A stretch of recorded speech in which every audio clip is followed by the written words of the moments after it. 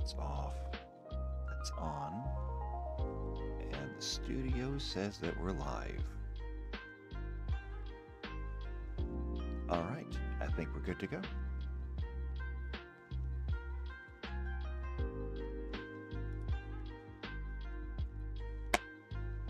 Hello, Shadowcat back with more Pathfinder. Just Pathfinder for right now. We're not even looking at Starfinder yet. Just Pathfinder at the moment. But we are back to work on this. We are back to work trying to learn this, and it has been it's been hard. It hasn't been hard, but there's been a lot to go over and a lot to understand. Because a lot of things have changed, and I'm still trying to figure out not just exactly what has changed. That part's easy. I could very, very easily just go through the book, follow the rules as written, fill out a sheet, and call it done. But I'm not doing that, because it's not just about understanding how to do the thing. It's also about understanding why, and understanding how mechanically everything is supposed to fit together, because for me, at least as a GM, it's not enough to just look at the book and follow what it says. I have to understand why everything is the way it is. That way I can make rulings on things and even modify them in the future if I need to. And the why has been the most baffling part so far, because I'm looking at the way things are going and I don't understand some of the decisions. Some of them I do. Like the whole wizard school thing, kinda weird. But I get why they did it. The old way of doing schools made sense. From a mechanics standpoint, you went and you became a wizard in a particular school of magic because that was your focus, that was your specialty. The new schools are like actual schools. And so there's that. And I just realized that I do not have my chat up. Hold on a second. Chat window. Oh, it's because it was in Chrome before. This one is in Firefox. Okay, hold on a second.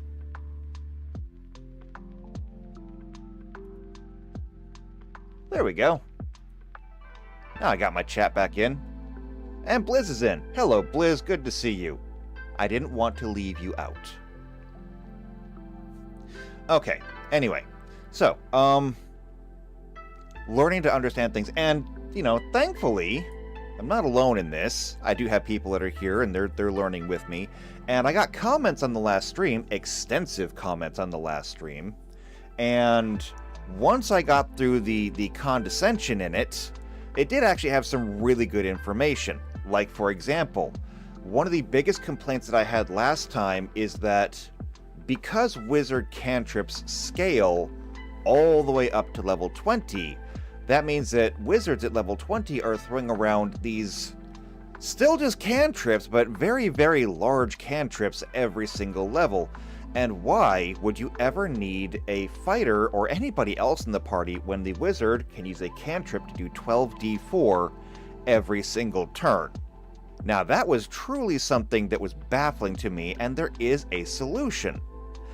I don't think it's a good enough solution, but I learned in the comments that apparently there are these things called potency runes.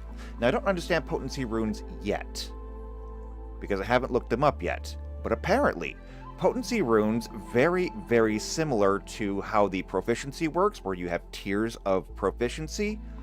The potency runes do much the same, where every potency rune that you add gives additional damage. So a longsword deals 1d8 damage. But if you put a potency rune on it, it will get an additional 1, 2, 3, or 4 damage dice, meaning that your legendary longsword can now do 5d8 damage. Now, is that good enough? The answer is no, it's not. At least not to me.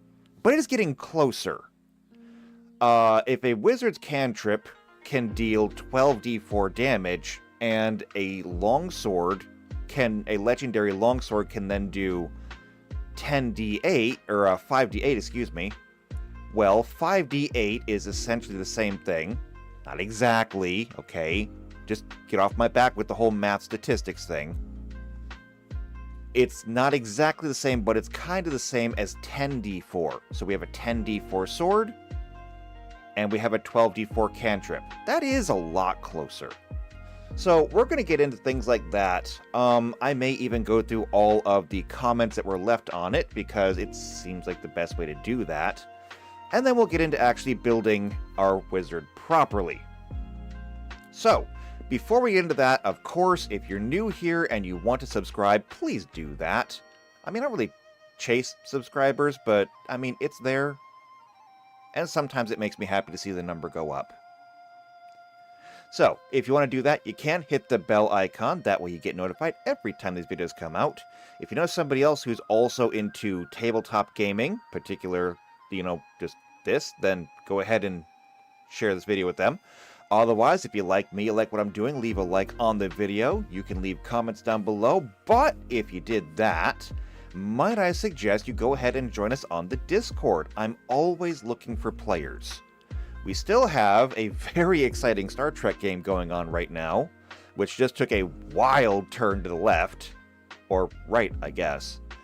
And that's fun. I still have a 40k game that I'm trying to get off the ground. I need one more player with a compatible schedule for that game. Okay, one more, and we've got a Gene Stealer game going. And not to mention that we still have many, many other modules that we can play through. So, if any of that interests you, if you want to play, or if you even want to play vanilla Pathfinder Starfinder, because we can do that too, come join us on the Discord. Okay, so, getting into this, let's go ahead and bring in all of our materials, and we'll take a look. So, here's our browser, here's our spreadsheet. JP is in. Hello, JP. JP says, am here. No maths, please. Too bad. You're getting math. It's a tabletop game. You're getting math, no matter what you say. Says, am trying to finish cutting my backyard before the rain starts, but am listening. Yeah, good luck with that. I've had rain for like 2 days. Ain't nothing getting cut. Alright, before I get into anything else here, I think it'd be best to go through the actual comments on the last stream. So, I've got comments here from this Fledge Paddock, and they came to help correct me.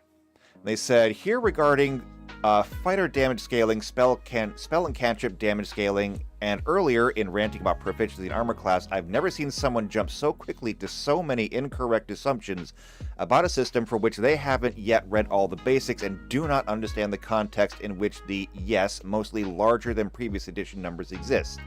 I suggest patience. These numbers don't mean what you seem to think they do, nor play off their targets and interactions thus.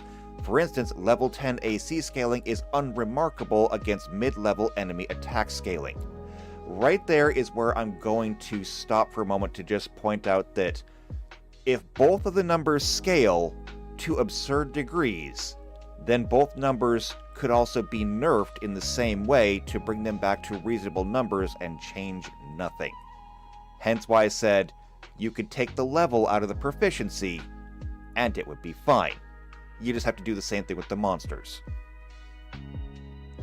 Short answer regarding weapons is that all basic weapons have fundamental +1, +2, and +3 potency runes, and striking, 2d the size, greater striking, and major striking runes at 4d the size.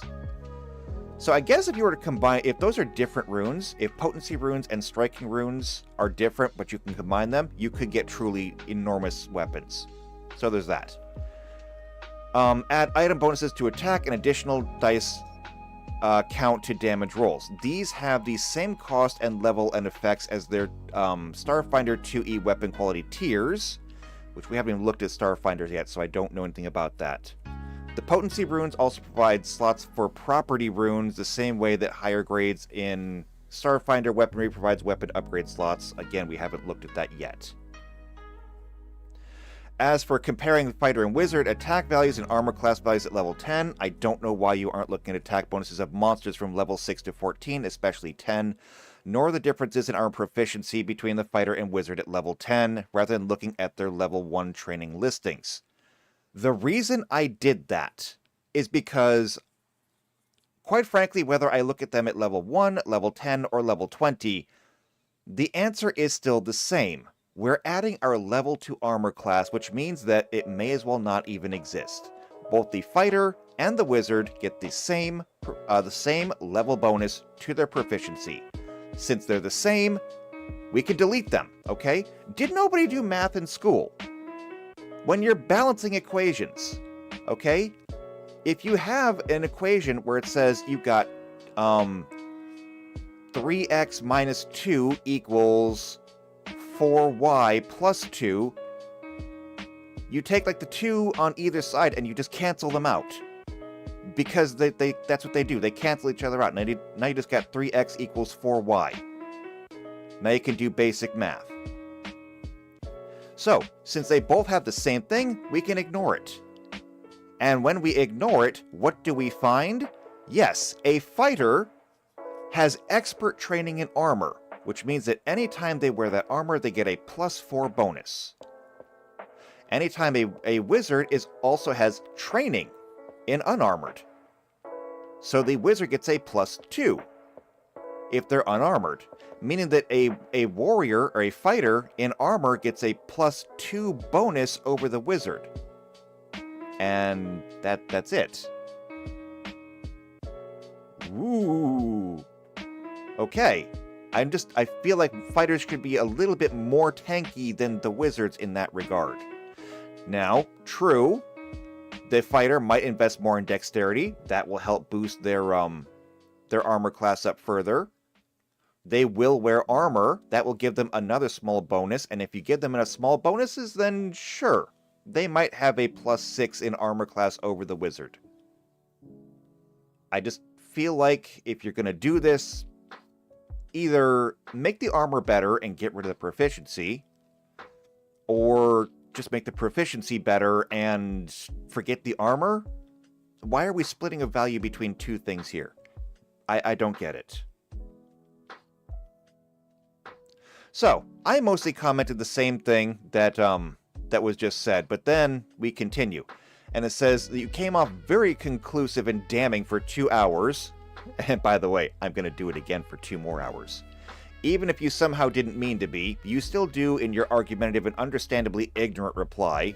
If those are the only tentative concerns, they do not need to conclusively decry the system as broken and poorly designed, especially without knowing or experiencing enough to properly gauge that, or even to contextualize the individual facets you go on about.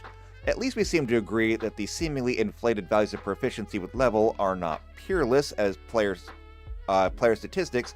However, I believe they're peer, the scaling of both creature statistics and standard skill checks, DCs by level, provides a context and even playing field in which proficiency isn't systematically broken in the manner in which you are concerned. No, maybe it's not broken, but they are overly inflated where they don't need to be. You could easily cut out the fat. It exists along a widely praised, tight and consistent combat encounter balancing math based primarily upon differentials between party level and creature level, and factors like party size, mixed level parties, and of course numbers of enemies. It also exists alongside the 4 degrees of success, failure, and beating DCs, including AC, by 10 or more to achieve critical successes. Okay.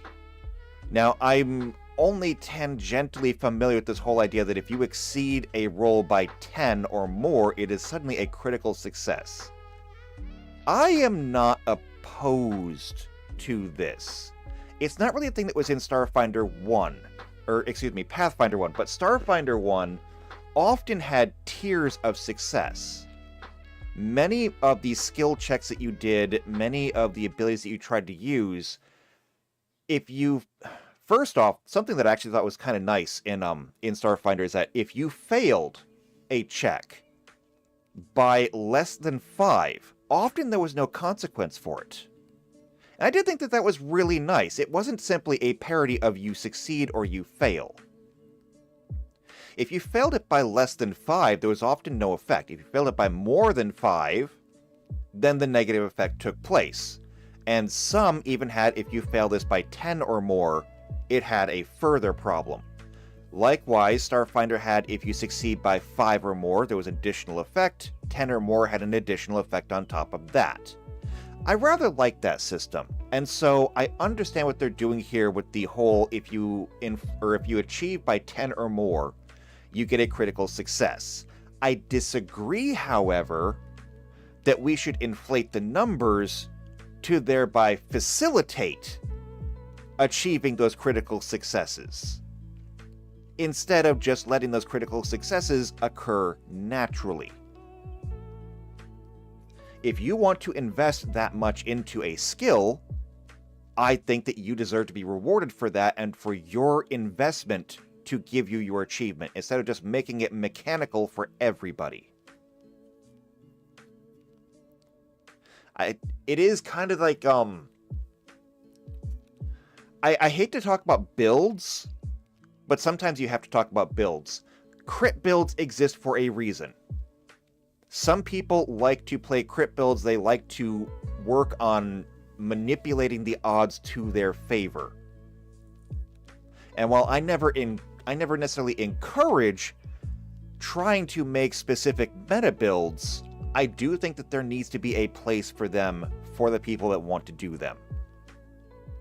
So that's my only problem here. They continue to say, if you remove level from proficiency, there are negative consequences to numerous aspects of play. Without level proficiency, party level 3, 4, 5 bonus become incredibly easier to debuff and afflict with conditions and action denial when outnumbered by the party, and in turn, much easier to critically hit. The players in turn become much harder for a boss to critically succeed or hit against, much harder to kill, and ultimately the defining trait of bosses becomes HP sponges and defensive passives, akin to playing Dungeons & Dragons 5th edition. My answer to that is, first off, you don't just rebalance your players, you rebalance the game. You don't take away the bonuses from your players and then leave the monsters alone. No, you rebalance those too.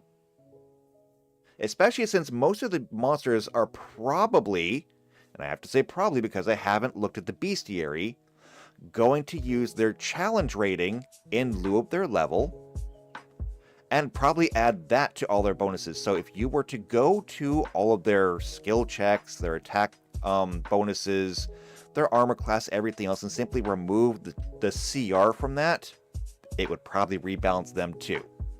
Very simple. I think, like I said, I haven't looked at it yet. I could be right, I could be wrong. But I do feel like that I might be right.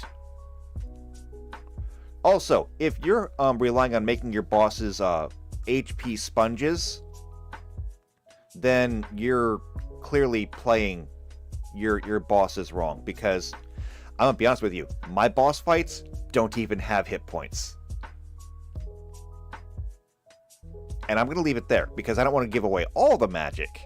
But, my boss fights don't have hit points. Because it's not about tracking the numbers. It's about telling a story. And that's what GMs are supposed to be doing. Let's see. They say we've both been describing a published official variant rule, proficiency without level, which is great. I like it. It is exactly what it sounds like, and yes, requires GMs to diligently remunerate subsystem skill checks and creature statistics or crowdsource edits of standard published stats and adventures. It's exactly what I was just talking about. Next, they continue to say, as for fighter damage scaling, it happens to a mix of progression from equipment and runes, class features, class feats, and higher critical threshold, which fighters and gunslingers and Starfinder's operatives have over most of the same level martial classes because of their higher proficiency progression at the same breakpoints, which is something that I admittedly ignored, and I knew that I was ignoring it when I said it. One of the things that I did point out is that fighters and wizards do tend to like each other because they have the same kind of progression. Wizards learn spells, fighters learn feats. And so much of a fighter's damage output comes from whatever feats they take. However, feats are like spells, in which case higher level feats are going to be like higher level spells, which means I'm not necessarily looking at those, I'm trying to look at the base level, which means that a fighter with a sword should be the same as a wizard with a cantrip. And that's why I got so very focused on what does a wizard or a fighter do with a sword compared to a high level wizard with a cantrip. Okay, because if those aren't equal, then frankly, without that foundation, everything else crumbles. You have to have the strong foundation. Again, though, I haven't done a fighter yet. Maybe this all equals out. I'm not sure. Says, note attack scaling, the fighter is expert in martial weapons when most others are only trained. Fighter becomes a master exactly when most other martial classes become expert. But here's my problem with that. My problem with that is you're talking about a whole 2-point bonus. And yes, it's a bonus, I get that, but I feel like a +2 bonus is just so absolutely trivial. Especially when we're talking about the martial proficiency of a fighter over a wizard. I mean, let's make this extreme, okay? Let me make this extreme. I'm going to take a longsword, I'm going to give it to a fighter, and I'm going to give it to a peasant. Okay? And all things being equal, the fighter has 16 in strength, and the peasant has 16 in strength. The fighter gets a +4 bonus because they're an expert in the longsword, and the commoner gets a 0. And so the fighter is going to have their base attack bonus, of course. Well, actually, yeah, no. Yes? No, because it's all proficiency based now. Right? Hold on. Base attack bonus? We don't have base attack bonuses anymore. We just have proficiency now. Yeah, we just have proficiency now. Yeah, strength, proficiency, and then the item. So yeah, the fighter is going to get a +3 to their attack roll. Okay, but then again, so does the peasant, because they have a +3 in strength as well. Then we add their proficiency, which is their level, +4, because they're an expert. So, I mean, technically commoner is a class. It's an NPC class. And technically, because commoner is a class, hold on, I actually do have, I have Pathfinder up here. Classes. NPC classes. This is Pathfinder 1. I don't know where it is in Pathfinder 2, and I'm not going to go looking for it right now. But here's commoner. They get a hit die. Okay. They get class skills. Climbing, crafting, handle animal, perception, profession, ride, and swim. They even get skill ranks. And look at that. We get stats all the way from level 1 to 20. Yes, you can have a level 20 commoner. So if we ignore the level bonus for proficiency, because commoners can have levels too, that means that a fighter gets a +4 to their longsword over a commoner who has never held one before. Do you begin to understand why I'm having a problem with this? Now, technically speaking, in Pathfinder 1, the way this was handled is because if you were not proficient in a weapon, you basically weren't allowed to even use it. Nothing was going to stop you from picking up a sword to use it, but using a weapon without proficiency automatically incurred a -4 penalty to your attack roll. Okay? That was the whole thing about that. And my chat's not scrolling. There we go. So a commoner picking up a longsword in Pathfinder 1, if they even tried to use it, First off, I mean, they would take a -4 to it, their base attack bonus, if they got any, which, you know, wasn't great, but maybe they would. It would either negate or severely hamper their base attack bonus, whereas a fighter, being proficient in it, was only adding points to it, which made the gulf between somebody who was not proficient and somebody who was rather wide. And in that gulf, it made the fighters seem like they were very, very specialized in what they did. Which is what we want. We want our characters to feel like they're experts in this. Not that they're just a little bit better than everybody else. You want to be special. And Pathfinder 2, again, from what I've seen so far, really just kind of evens everything out. There are some things, though, that don't want to be evened out. And I have a problem with that.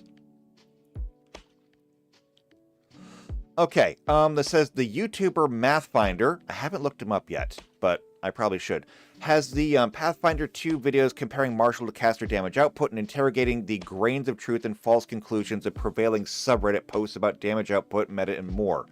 If that is what you're looking for, it isn't an easy one for... It isn't an easy one-to-one comparison because casting a spell typically takes 2 to 3 actions, and martial strikes can be multiple per activity or per one action, and plays with multiple attack penalties and agile trait and all that stuff. It gets complicated real fast. I believe that part. And yes, I do realize that some spells do take longer to cast, but again, I'm talking about cantrips. I'm not really worried about spell damage in general, because I expect my spells to be big, okay? When somebody casts Fireball, I fully expect to not have to explain to them how big the room is. They're casting Fireball. And I expect everything inside to burn. Why? Because you're casting Fireball. I mean, it's the go-to meme for a reason. It's supposed to be big. And then, the last one that they wrote says, I want to mention something specific off the topic of the baffling and apparently I cannot read this morning. I want to mention something specific on the topic of baffling and apparently idiosyncratic systemic design choices and perhaps their deliberate underpinnings in game theory encountering or diversifying power gaming meta from the previous editions, as I believe that guided some of the rules and decisions made by Mark Seifter, Jason Bullman, and James Jacobs and company. Ignoring the fact that the fighter's weapon attack value is ahead of the wizard's spell attack value in proficiency for most of the game, there is still a gradually growing differential in item bonuses, because absolutely nothing in the system provides item bonuses to spell attacks, with any of the martial classes getting a +1, 2, and 3 potency rune on weaponry at around levels 2, 10, and 16. Now that's something interesting, because if I'm understanding what they're saying here correctly, that means that these potency runes are not like something you buy, they're something that you are simply given for leveling up. Now, if that is true, if the potency runes are something that you are simply given for leveling up, that is the equivalent of cantrips upcasting. And if that's true, I like it. Okay? If that's the way that works. Again, I haven't looked at the fighter. So if that's what it does, and all these runes are simply granted to you as you level up, I like it. Okay? This fixes the problem I'm having. Although it does seem a little bit weird that you level up and somehow get a rune. Are fighters sitting there in their downtime learning how to inscribe runes into their sword? Are they sitting there with like an engraving pen? Just like drawing pictures on their sword? I don't get it. It's fine though, don't have to. It says, casters do, however, get a very specific magic item from the GM core, the Shadow Signet, level 10. Noteworthy because it arrives around the same time as the +2 weapon potency rune and magic weapons become the norm. Please read the entry in the Archive Nethys 2E or GM core as a free action spell shape. If the caster's next action is a spell attack, the Shadow Signet allows them to target their choice of Reflex DC, Fortitude DC, or Will DC instead of Armor class. Cool.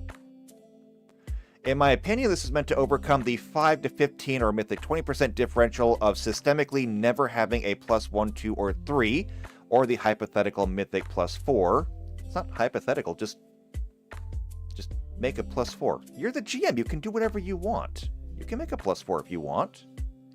Item bonus to spell attacks to match weapon attack progression against enemies whose AC is balanced against weapon attacks. To understand my weird opinion, it requires the context that most enemies have high, low, and middling save if they don't have extremely low AC for their level. Thus, the Shadow Signet helps put strategic gameplay emphasis on recall knowledge action expenditure to learn lower level enemy saving throws, which makes sense because most casters tend to have high intelligence and wisdom, and the proficiency is in relevant skills to succeed their secret recall knowledge checks more often than not. And you know what? I like this. I'm good with this. More knowledge checks, okay? It's like I keep telling my players in my Star Trek game, you can culture check everything. You can literally culture check a rock. You can sense motive everything. Okay? You have an entire list of skills, and I encourage you to use them often. Okay? Use them all the time. Please.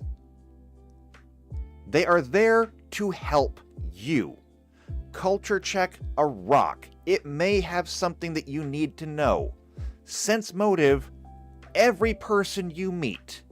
You're right. Maybe it is pointless most of the time because most people aren't going to lie directly to your face. But you never know when it might come in handy. You never know. And, for that matter, Starfinder has recall knowledge, and I believe, if I'm understanding this correctly, they imported recall knowledge into this. I don't know, because we haven't really looked at all the skills yet. Not in detail. We could. I can look at this over here. Feats, no. Game mastery? No. Rules? No. Character creation. Skills. Here we go. So these are skills. General skills? Decipher writing. Earn income. I do love that these are downtime activities. You have no idea how much I love downtime activities. I really do.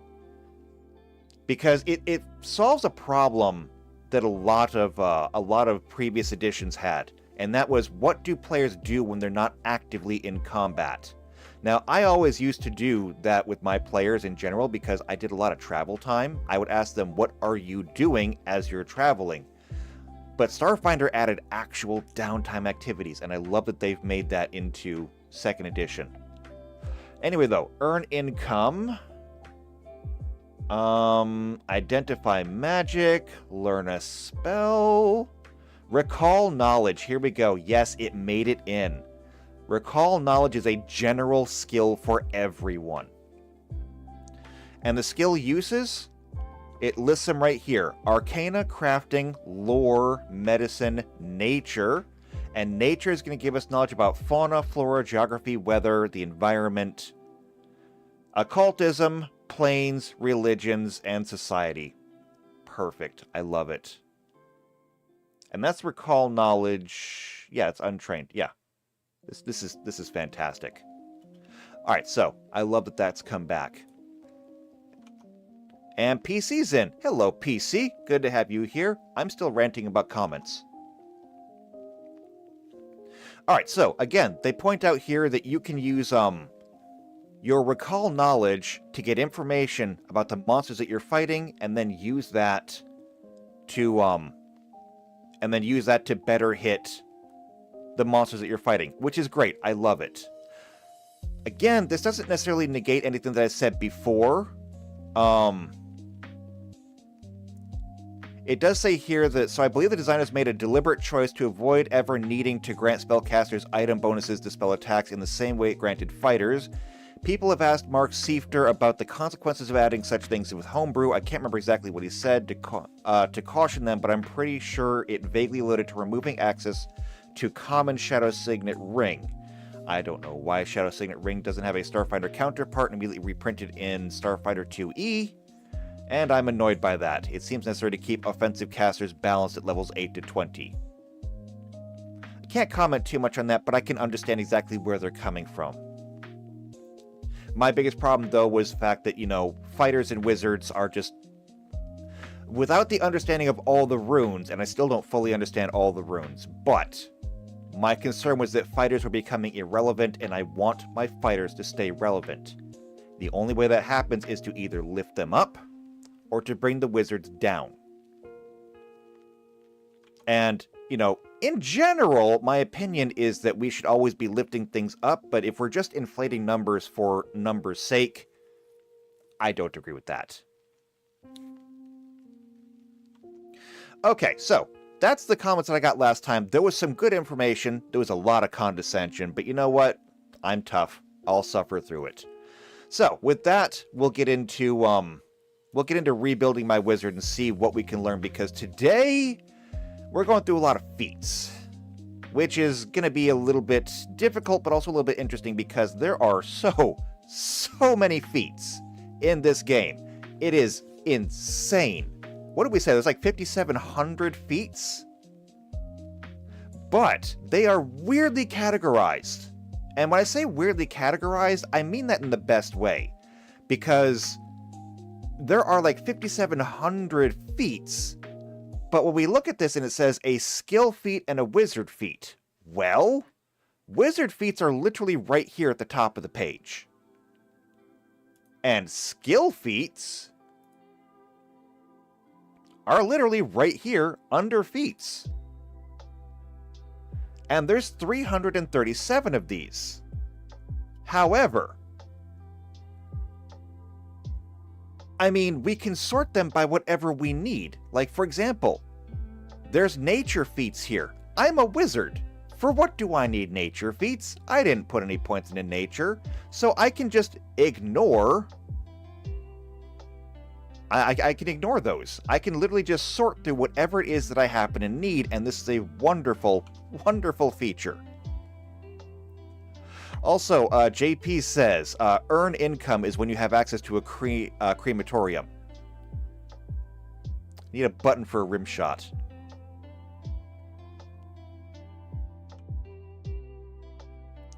Alright, so, we're going to get into these. And again, I'm using the actual character sheet as the basis for what I'm doing, because if we look down here, it says right here, skill feat, class feat, general feat, class feature, skill feat, class feat, ancestry feat, class feature. And because it's on the character sheet like this, I assume that every single class is going to follow the exact same way this goes through, which is fine. It's more or less how things were always done before. It's just been cleaned up a little bit. They've kind of evened out the progression of every class. Because if you looked at the previous classes, you would have some that would get all kinds of abilities. Like, let me go ahead and just pick on the rogue for a moment. When you look at the rogue has this entire list of abilities that they get. They get sneak attack every other level, they get evasion, they get a rogue talent, uncanny dodge, trap finding, they get trap sense, all this stuff. They get a whole list of things every single level. Okay? If we look at the wizard, oh, look at that, it's blank. Now, that's not to say that they didn't get things, because things on here are not necessarily listed like feats. Like, you get, generally speaking, a feat every third level. This is still true in Pathfinder 2E. They've just decided to list it on the page instead of leaving it automatically assumed. Which is fine. I have no problem with this at all. And PC says, careful, going to get flagged for excessive feat in stream. Nope, this is feat stream. Okay? Alright, this is the OF stream. This is the only feat. So, let's go ahead and get into this then. So, at level, actually, I'm going to use this web page over here. Character creation, classes. This way I can come to this one and go to the Wizard's Feet page. And we can still have a wizard page open. So I can come down here and look at this. Alright, so, naturally, skill feats. Skill feats are going to be the first one to come up. So let's look at what we got down here. Now, I went through and helpfully color-coded everything, so I can tell what I have proficiency in and what I don't. My proficiencies are in Arcana, Crafting, Diplomacy, Lore, Academia, Medicine, Nature. Actually, I do have Nature. Go figure. Cultism, Society, and Survival.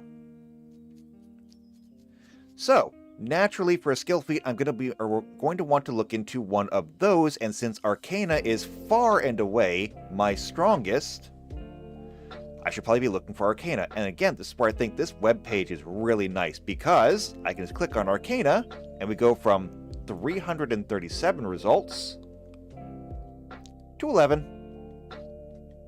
That is so much more manageable. Okay. Now, interestingly, these are level 1 Arcana. Was I supposed to pick a feat at level 1? I don't think so, because they have everything pretty well listed here. Level 1 says you get your ancestry and background, attribute boost, we got those. Initial proficiencies, we have those. Wizard spellcasting, arcane thesis, arcane scroll, and arcane bond. It says nothing about feats at level 1, but it does at level 2. So I'm going to go ahead and assume for the moment that you don't get a level 1 feat anymore. I think. I mean, I could be wrong. If I come back and look at the catfolk, because this is my ancestry. Attribute flaw. Let's see. Get languages, low light vision, land on your feet. Says nothing about feats here, except for landing on them. So I don't know, and I'm not going to spend a whole lot of time on it.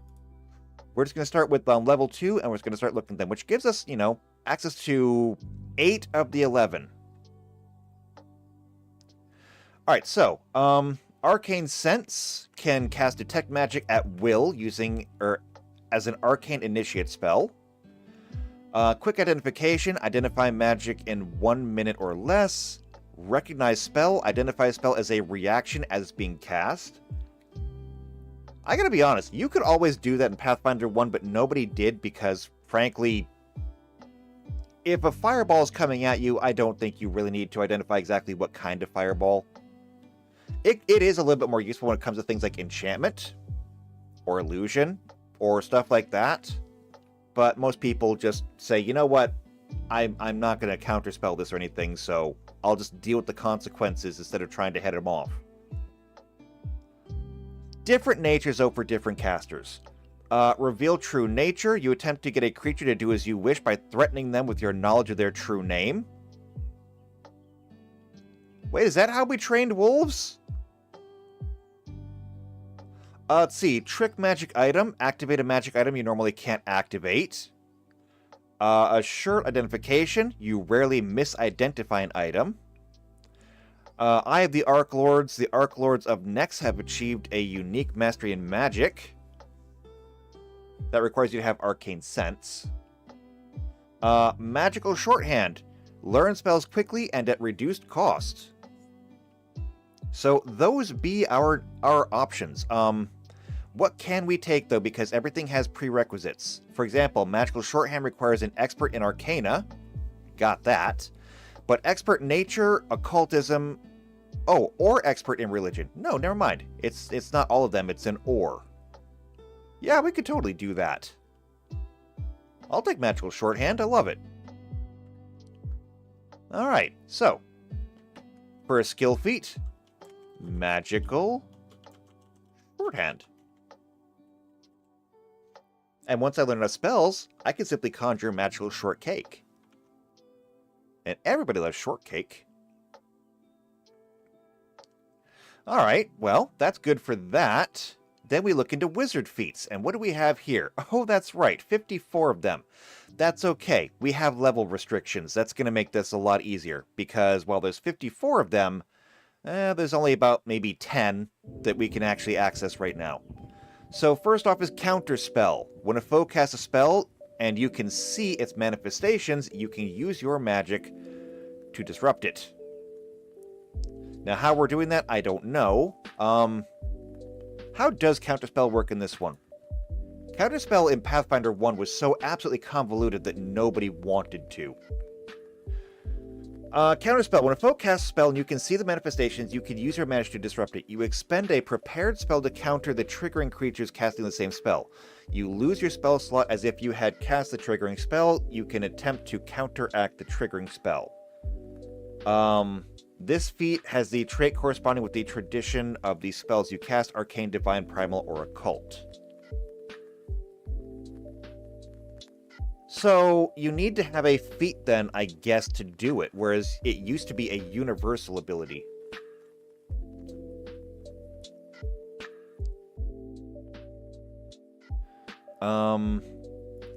So, apparently the rules are called counteracting. Let's look at that.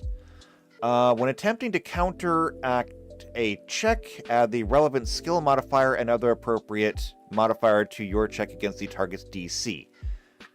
Okay, so again, I think this is where we get back to the whole class DC thing. So, if a wizard wants to cast a spell against you, they have to use their spell attack versus your class DC. Or they just use their spell attack against you. If you wanted to counterspell, you use your spell attack against their DC, and if you succeed, then you get to negate their spell. I think I'm understanding this right. I could be wrong. Still though, I mean, it could be useful. Could be useful. I'm not usually one for counterspelling though. Familiar? Yeah, I'm still traumatized by familiar, so I'm not doing that. Reach spell. You can extend your spell's range. Interesting that that's a feat. Well, no.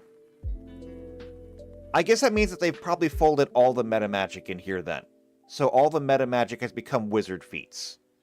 Yeah, because there's widen spell, there's conceal spell. Okay, so this is going to be our meta magic as well as other things that are just unique to wizards. Spellbook Prodigy requires you to be trained in Arcana. Okay, I got that. You're particularly adept at learning spells to add to your spellbook, but what does that mean? You gain the magical shorthand skill feat without needing to meet its prerequisites. Further, when you roll a critical failure on your check to learn a spell, you get a regular failure instead. Okay, but I just literally took magical shorthand, so don't really need that. Widen spell increases area. Cantrip expansion. Your study broadens your range of simple spells. Well, we've already seen how powerful cantrips can get. So prepared caster, that's clerics, wizards, etc. You can prepare 2 additional cantrips per day. That is very powerful given that your cantrips have infinite casting. It's a very good option. Conceal spell. You can simplify the incantations and gestures needed to spellcast, leaving them barely noticeable, which is good. Energy ablation. You can direct destructive energy as you direct destructive energy at a foe, you can divert some of the power into a protective barrier that shields you. Okay. Enhanced familiar? No. Non-lethal spells. Love it! You can alter offensive spells to be less deadly. Is there a penalty for that? It's a manipulation. So you must physically manipulate an item or make gestures that use an action with this trait. Creatures with a suitable appendage, or without a suitable appendage, can't perform actions with this trait. Oh, and Blizz has to leave. Well, I'm sorry that you have to go. I was glad to have you here. So, thank you for coming, and I hope that we'll see you next week. Till then, take care. Okay, spell shape. Actions with the spell shape trait tweak the properties of spells. You must use a spell shape action directly before casting the spell you want to alter. If you use any action, including a free action or reaction under casting a spell, you waste the benefits. Okay, so... Alright, I think I'm beginning to understand this. So I think, because we have these traits up here. We have these traits that are on everything, and each one of these traits is like a whole category unto themselves.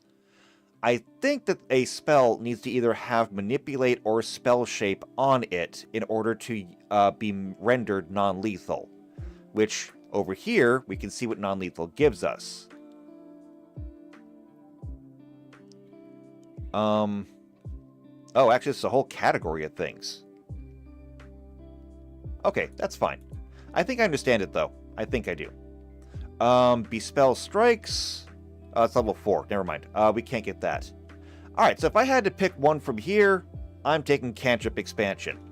Having more spells available more of the time is always a good thing. Cantrip Expansion. Good.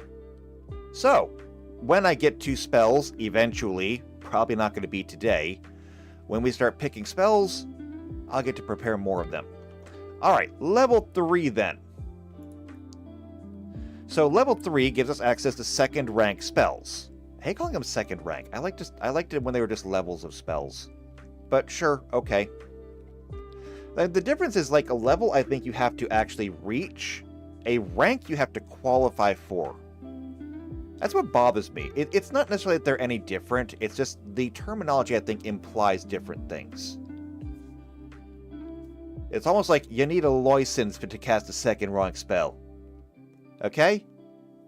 And if you don't have a license for that spell, you're going to go to jail. Alright, so you get a I get second rank spells, sure, then a general feat and a skill increase. Okay, so general feat. Well, over here in general feats, we can look at the generals. And there's 266 of them. But again, we're limited by level, so there's not so much we can do there. Now, looking at these, there are a lot of them.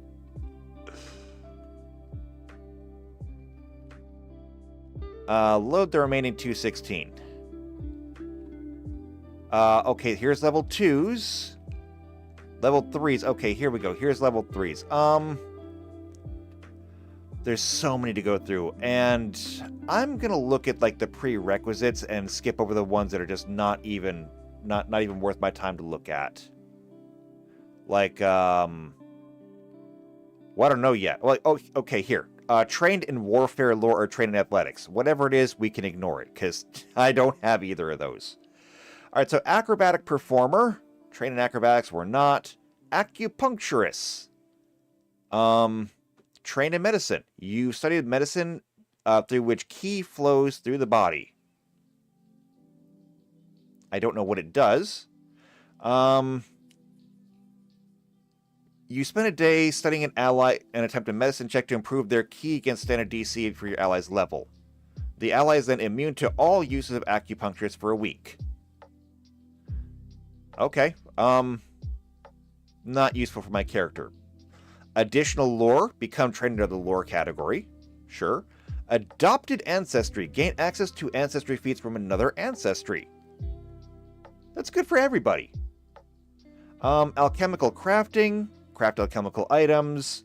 All of the animal. You learn how to make the best and most efficient use of a hunted animal's carcass. Interesting.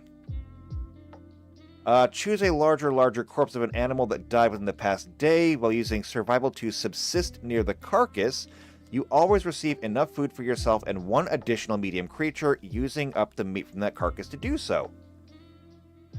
Since you're using all of the animal, others can't use the carcass carcass's meat for any other purposes, including their own use of all the animal. I mean, it's not bad. Arcane Sense we saw before. That was a wizard trait. Assurance, receive a fixed result on a skill check. Really? Even in the worst circumstances, you can perform basic tasks. Choose a skill you're trained in. You can forego rolling a skill check for that skill to instead receive the base result of 10, plus your proficiency bonus. Do not apply any other bonuses. You can select this feat multiple times, each time choosing a different skill to gain the benefits. That's just Take 10.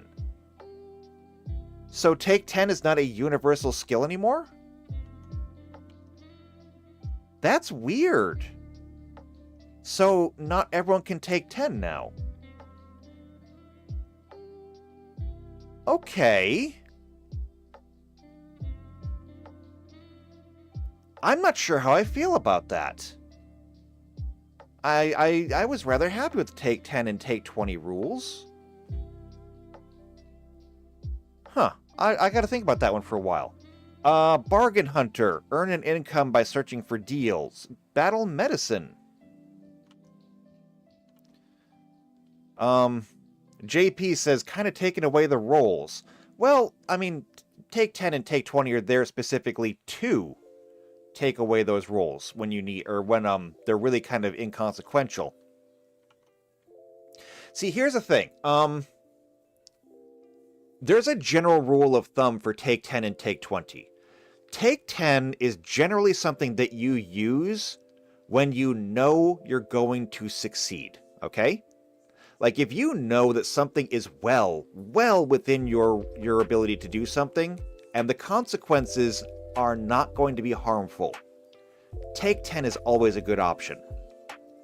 Now, you can't take 10 if the consequences could be harmful, which is why you can't do things like Take 10 in combat. There's always a chance for failure. But if there's either no chance of failure or no consequences for failure, Take 10 is perfect. Take 20, however, is an interesting one because Take 20 is for uses when you know that you can't succeed. It's kind of the opposite.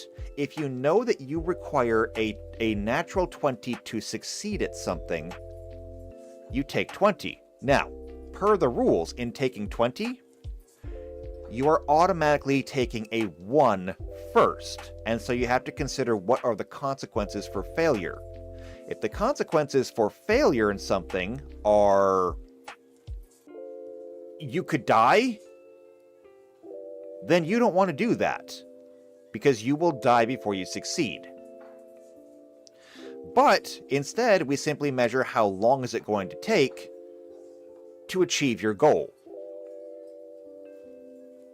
And Take 20 is good for if you have something that you can't otherwise succeed at, but there's no consequences necessarily for failure. So a really, really good example of this is in my Star Trek game. I had my players who wanted to hack into a computer. Now, they didn't know if there were any countermeasures on the computer, but they did know that there was absolutely no way they were getting into that computer any other way. The only way was to take 20, which is what they did. And so instead of rolling, over and over and over again, trying to get that natural 20, we took one roll.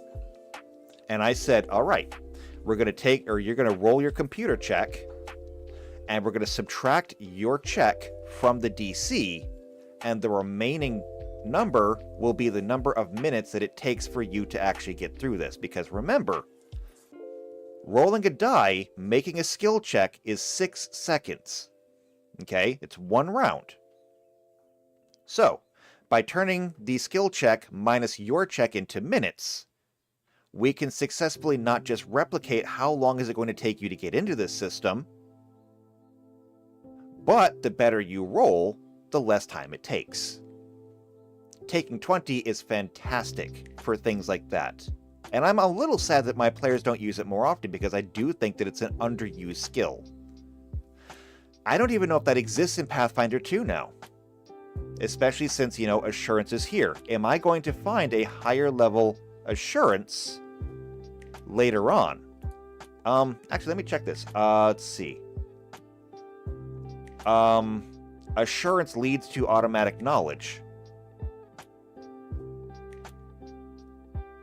And Automatic Knowledge says you know the basic facts off the top of your head. Choose a skill you're an expert in that has recall knowledge, and for which you also have the assurance feat. You can use recall knowledge with that skill as a free action once per round. If you do, you must use the assured skill check.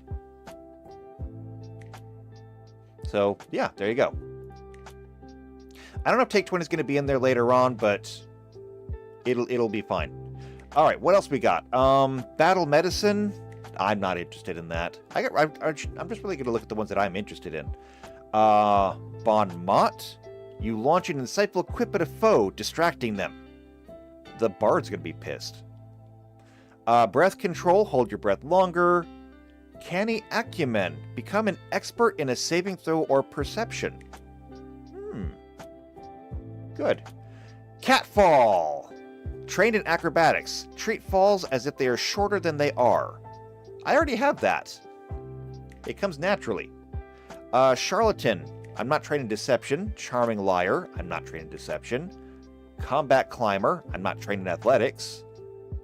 Concealing Legerdemain. I'm not a thief. This time. Contract Negotiation. I'm not a lawyer. Courtly Graces. Trained in society. I could get along in noble society. Yes, indeed. Crafter's Appraisal. Trained in crafting. Crafting's always useful. Crystal Healing. Trained in occultism. Deceptive Warship. Trained in occultism. And see, here's the thing. Like, I might be looking over some that are really useful for me. Feats are one of those things that the only real way to learn them is through long experience. There's too many of them, and it takes a really long time to just remember all of them.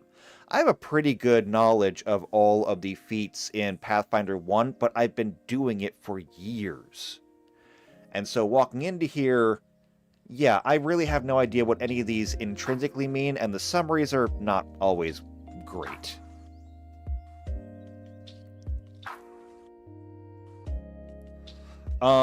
Die Hard, you die at dying 5 instead of dying 4. Whatever that means. I'm not sure how the dying mechanics work in this one yet. I know they've changed. I just don't exactly know how yet. Different Worlds requires the ability to suggest or to select ancestry faiths from multiple ancestries. So there was a feat we saw for that.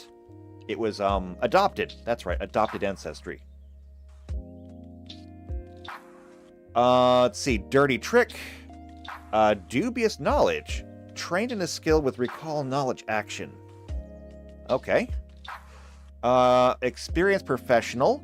Requires you to be trained in a lore. My lore is academia. I can be a professional academic? Oh no, I'll be stuck in college. Experienced Smuggler. Experienced Tracker. Express Rider. Trained in nature. Eye for Numbers, trained in society. Allows you to quickly estimate the number of items in a group with relative accuracy only at a glance. Fascinated Performance. Fast Recovery. Feather Step. Actually, Fascinated Performance. I didn't take Performance, did I? No, I did not. That one could have been useful. It's okay, though. I could probably pick it up later. Fleet's going to increase your speed by 5 feet. That's actually kind of tempting. They nerfed everyone's speed from 30 feet down to 25 feet. Kind of would like to get back to 30 feet. It just feels a little bit weird. Forager. Forage for supplies for multiple creatures. Forensic Acumen. Let's see. Glean contents. This is the kind of thing that could take forever. So I do wonder, general feats. There's filters and everything down here.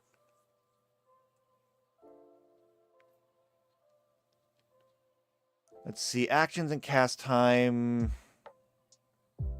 No, I don't want those.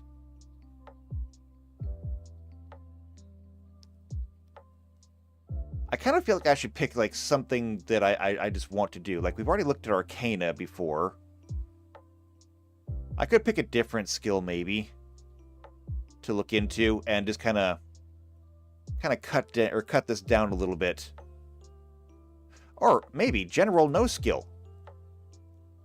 Here we go, 40 results. So these are general feats that do not require any skill at all. They are truly the most general of general feats. So what do we have down here? Armor proficiency, breath control, canny acumen, die hard, different worlds. Fast recovery requires a constitution +2. Regain more hit points from rest. And recover faster from disease. Oh, I don't even want to think about diseases. If they imported the same disease abilities, I'm not gonna think about it. Featherstep Fleet, incredible initiative, +2 to initiative rolls. Initiative is always useful. Pet, you get a loyal pet. Okay, I have to look at it because you usually can just buy a pet. So, you have a pet tiny animal the type you choose, such as a cat, bird, or rodent. It has the minion trait, meaning it gains 2 actions during your turn if you use the command an animal action to command it. This replaces the usual effects of command an animal, and you don't need to attempt a nature check. A pet cannot attack or take attack actions except to escape or to force open. It gains a level equal to yours. It gets modifiers in AC. It gains hit points. Wow. And I love this. It says a pet leads to ferocious beasts or whatever this is. Oh, wait. This is part of the April Fool's content. Never mind. However, ferocious beasts, is not.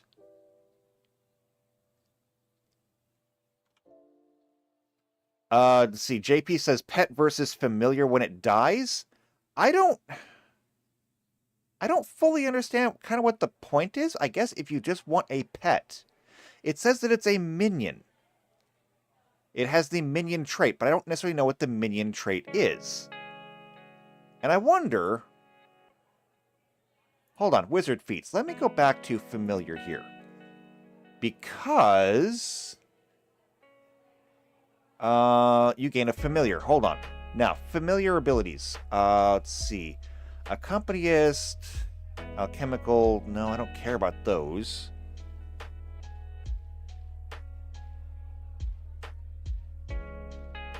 Master abilities. No, I don't care about those either.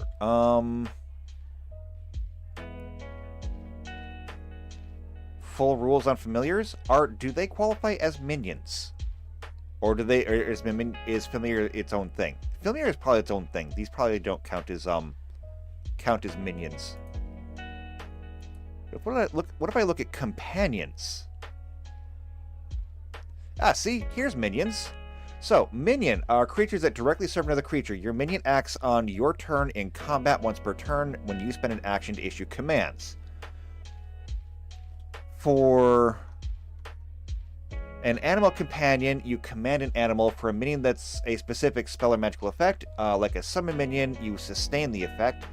If not otherwise specified, you issue a verbal command as a single action with the auditory and concentrate traits. If no given commands, it will use no actions except to defend themselves or to escape from obvious harm. If left unattended for long enough, typically one minion, a mindless minion, usually don't act. Animals follow their instincts, and sapient minions act how they please. Okay. So it's just basically kind of a, It's kind of a catch-all term for just general servants. In fact, I think that my invisible servant might also be considered a minion. Okay. So, yeah, I mean, you could get a pet. I believe that getting a pet is one of those things where its usefulness is going to be highly dependent on your creativity. Because it's not going to be a combat minion. And it's not going to be magical or anything like that. So, can it do things? Yeah, probably. What can it do? It's going to be up to your interpretation. And PC says, a minion trait is that it's obsessed with bananas. I will kill it. Okay, Ride is a general feat, which you automatically succeed at commanding your mount to move. Interesting. So Ride's no longer a skill, now it's a feat, but it's an automatic feat now. Okay. Shield block, ward off a blow with your shield. I'm gonna go ahead and assume that you need proficiency with shields to do that. Toughness, naturally. Weapon proficiency, become trained with a weapon type. Additional circus trick, you must have a signature trick to take it. Ancestral Paragon, you gain a first level ancestry feat. Hireling Manager requires a charisma of 14. A charisma of 14? Now that's interesting, because we didn't roll charisma, so what does that mean? Now I can easily look at this and say a charisma of 14 would be a +2 bonus. And I feel like that is exactly what they're trying to say. However, this is incongruous with what we've been doing so far. Nobody has it as a charisma of 14 in Pathfinder 2. Somebody wrote this wrong, I think. Improved repair, which lets you repair things, obviously. Keen follower. Your keen observation of your allies has made you better at following their lead. Pick up the pace. You lead by example and can help others push themselves beyond the normal limits, which requires 2 constitution. Prescient planner. Procure a piece of adventuring gear. Oh, I like the idea of this one. Hold on, let's look at this. The cost is the price of a chosen item. Requirements: you haven't used abilities since the last time you were able to purchase goods. You regularly create convoluted plans and contingencies using your own resources to enact them. You can take 1 minute to remove your backpack, then carefully remove an item that you haven't previously declared that you purchased. You intuited that you would come to need the item and purchased it at the latest opportunity. The item must be a piece of adventuring gear from the table in 291, or other sources of adventuring gear. It cannot be a weapon, armor, alchemical item, magic item, or other treasure. It must be common with a level no higher than half of your level, and a bulk must be low enough that carrying it wouldn't have made you encumbered. I love this! This is basically just being able to literally pull something out your butt. You take this, and so long as you've got the money for it, you can basically buy whatever you need on the fly. That is fantastic. That is a strong contender. That is a strong contender for my choice. Prescient planner. Okay, I may change it. I may change it, but right now, oh, I like that one. I like it a lot. Robust health. Your physicality responsible to first aid. That's going to be bonus healing. Skitter requires dexterity 16. And I noticed something. Both of these come from the Advanced Player's Guide source.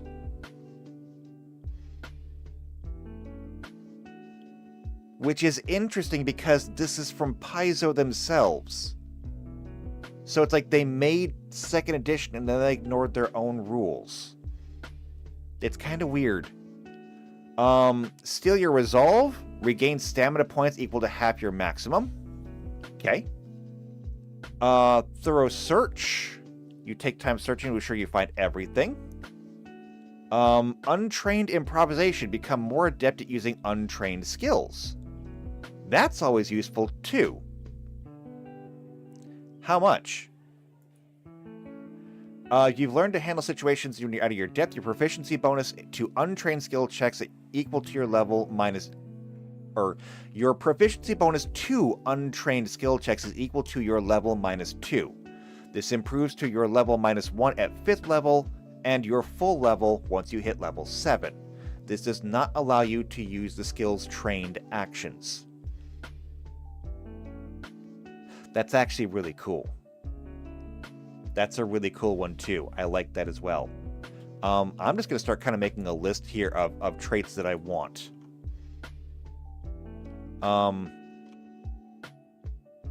Untrained improvisation. That's a maybe someday. That's also the last of the level 3s, so quite frankly, my choice at level 3 is either going to be Untrained Improvisation or Prescient Planner. I'll stick with Prescient Planner, actually. I think that one's good. Alright, and at level 3, I also get a skill increase. What does that mean? So let's go ahead and scroll down. Arcane's Thesis, School, Bond, Skill Feats, Wizard Feats, General Feats... Skill increase, okay. At the 3rd level and every 2 levels thereafter, you gain a skill increase. You can use this increase to either increase your proficiency rank to trained in one skill you're untrained in, or to increase your proficiency in a rank of one skill which you're already trained to expert. At the 7th level, you can increase your proficiency rank to master, and at 15th level, you can increase them to legendary. Okay, so I can upgrade one skill that I have. So looking at these, crafting, diplomacy, lore, medicine, nature, occultism, society, and survival. Or I could gain a new one. I'm gonna stick with the ones that I have here because I think it's better to be good at what you do rather than try to be good at everything.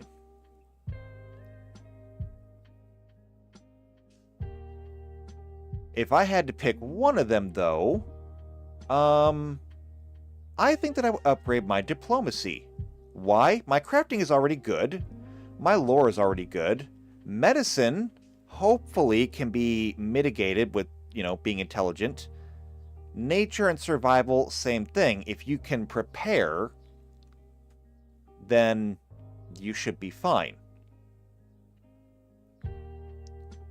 I'm going to upgrade my diplomacy. So, we'll make that yellow. And I get a +2 to that. So that's going to make that 17 now. There we go. That was easy.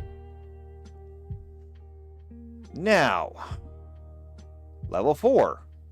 Much like level 2, it's a skill feat and a wizard feat. So since I just upgraded my diplomacy, why don't we go ahead and take a look at diplomacy feats? Why not? So, diplomacy feats, there's a whole 16 of them. Bargain Hunter, we already seen. Bon Mot, we've got Group Impression. Make an impression of multiple targets more easily. I wonder, does Pathfinder 2 use the same diplomacy attitudes that we did before? So, diplomacy, influence others, so untrained actions, gather information, make an impression, request. Oh wait, here we go, changing attitudes. Yes, it does use the same thing. So, helpful, friendly, indifferent, unfriendly, and hostile.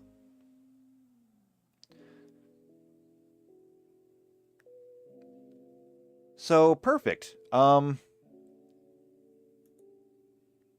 So, group impression could be useful.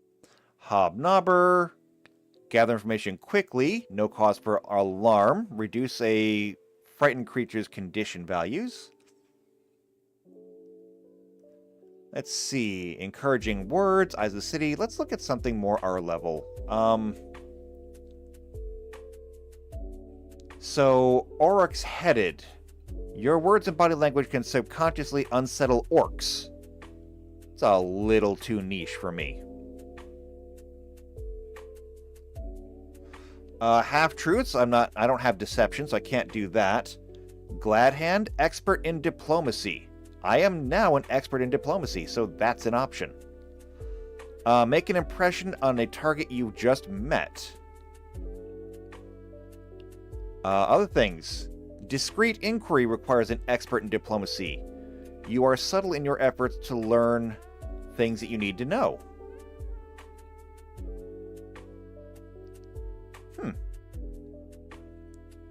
I don't know. I gotta say, I'm not exactly thrilled with any of these. I don't think that I need these. Alright. Never mind then. We'll just look at Arcana again. One thing that we could do, actually... Show filters. Level and rank? No, I don't want that. Actions and cast time. You can see remastered. No. PFS, rarities, skills. No. What I think I'd like to search for is, like, master. In fact, I wonder if I can just do this.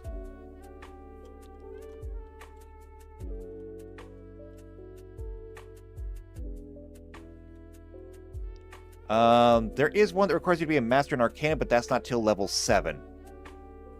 So that's not going to work for us. Never mind. Alright, well instead, since we're at level 4, there's this, Creighton's Cognitive Crossover. Creighton teaches his students that an agile mind can glean clues leading to truth even from the most unlikely of sources. But what does that mean? So you have to have an access to a member of the Pathfinder Society. No, wait, it says right here. All characters have access to this feat. Never mind. You gain no information, or the triggers you gain no information from recall knowledge check. You can immediately reattempt the triggering check to use the other chosen skill.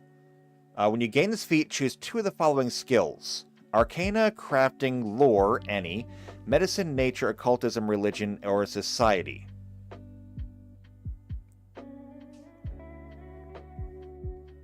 So, if it's a skill, a general feat with the skill trait improves your skills and their actions and gives you new actions for a skill. Wait, no.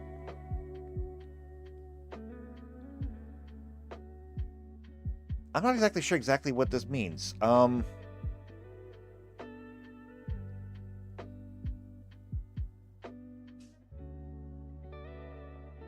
It just says that you immediately reattempt the triggering check using the other chosen skill. So I guess since you're, I guess since you have to choose 2 of the following skills, when you make a recall knowledge check with one of them, you immediately get to do a recall knowledge with the other. Seems like it could be weird. I'm not sure.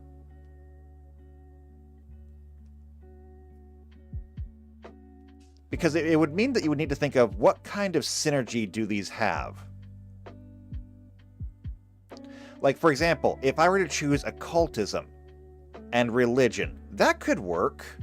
Because that means if I were to fail the occultism recall knowledge, I would then get to immediately retry a religion recall knowledge. Which kind of makes sense. Because maybe you don't know about one, but maybe the other has some information.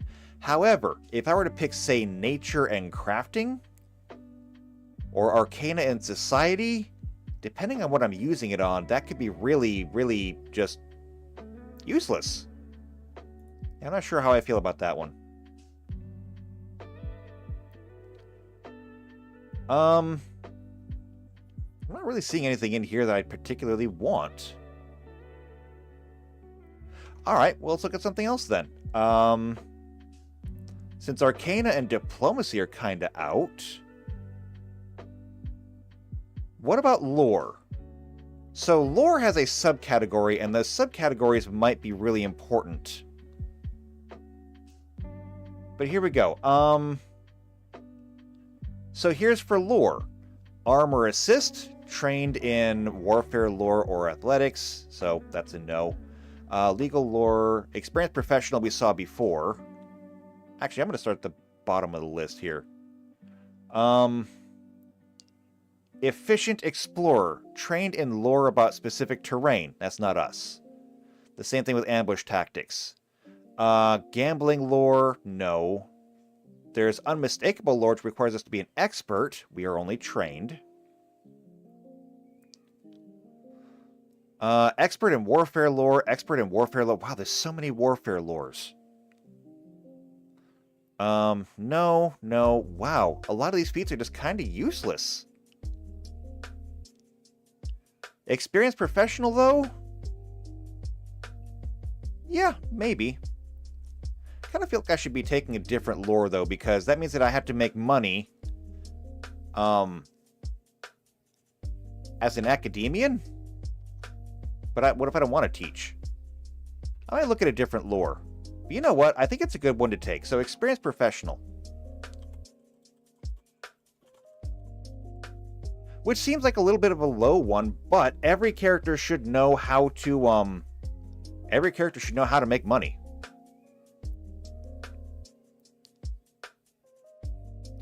PC says it's also a ranching skill. See branding for making an impression on somebody.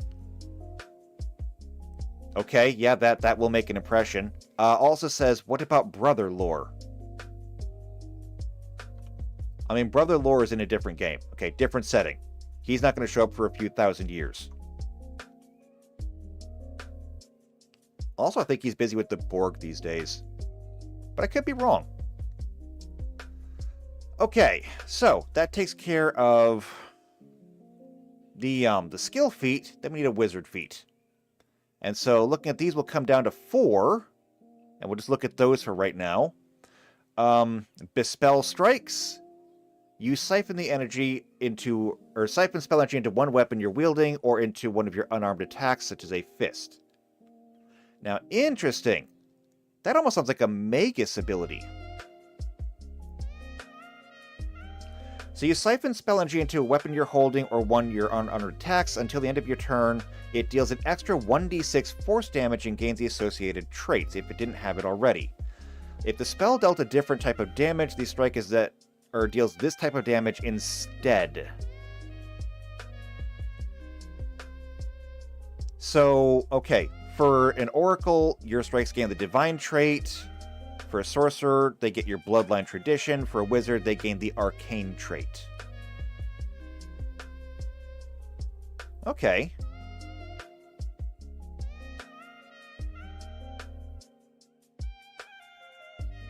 That's interesting. It's not the kind of thing that I would think of using, but, I mean, sure. It's an option. Call wizardly tools. Now, this I like. You're mystically connected to your wizardly tools, ensuring you can always find them when you've misplaced them, which requires you to have an arcane bond. You're mystically connected. You teleport your bonded item or spellbook to you. It arrives in your hand if you have a free hand, or at your feet if you don't. The item must be within 1 mile and have 1 bulk or less. I like it. Means that you could leave your item somewhere and then call it to you. Let's see. Irizoko Tattoo requires you to be an expert in Arcana. Your face bears an intricate magical tattoo. I don't want face tattoos. Linked Focus requires an arcane bond and an arcane school. You have linked your bonded item to the well of energy that powers your school's spells. Well, I'm a universalist, so... I mean, I kind of already have that? Let's see. Once per day, when you drain your bonded item to cast one of your arcane school's curriculum spells, you also regain 1 focus point.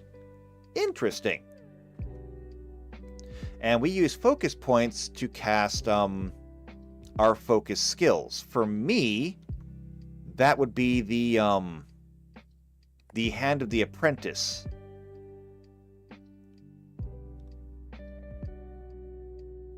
Which is not on here, but it's part of the Unified Theory. So getting an extra use of Hand of the Apprentice, which, again, as we established last time, is absolutely insane. Yeah, that could be interesting. That's definitely an interesting one. Spell Protection Array. You inscribe a circle of arcane runes that dampens enemies' magic. Okay. Undying Conviction. Must be able to control undead. I don't. And I'm not going to either. I don't really care for necromancy. Okay, so if I gotta pick anything in here, it's definitely gonna be either Call Wizardly Tools or Linked Focus. Since Call Wizardly Tools is kind of niche, I do think that Linked Focus is best.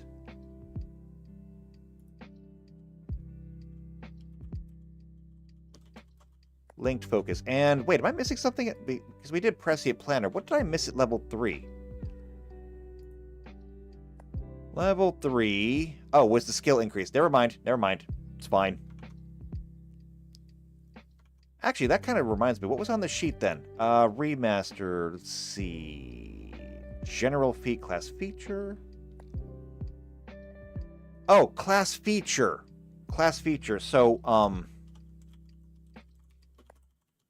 that's where that would go.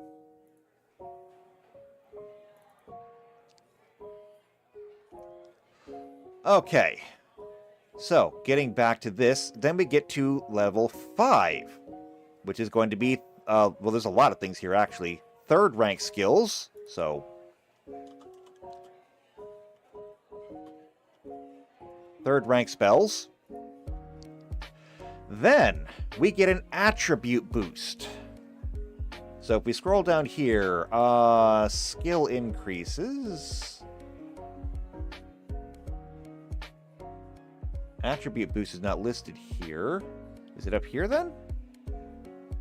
Oh, no, right. Attribute boost is right here. It's one of the first things we got. At the 5th level and every 5 levels thereafter, you get 4 free boosts to different attribute modifiers. If an attribute modifier is already +4 or higher, it takes 2 boosts to increase it. You get a partial boost and must boost the attribute again later to increase it by another 1. Okay, now we understand why the sheet had a spot for partial boost.